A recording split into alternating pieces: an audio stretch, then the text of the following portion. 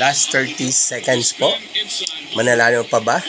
Wala na pong pag-asa. 103. Lamang po ng 15 points ang Oklahoma laban sa Minnesota Timberwolves. Ikadalawang game po ito sa home court ng Oklahoma.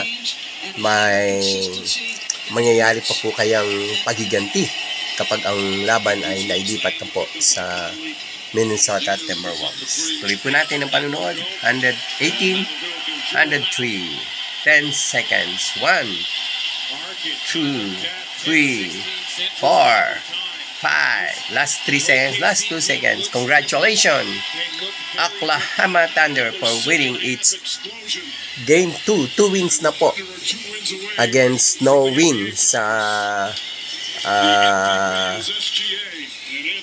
Minnesota Timberwolves. Si Anthony Edwards po naka 32 points pero hindi po sapat para manalo niya o may panalo niya ang kanyang team.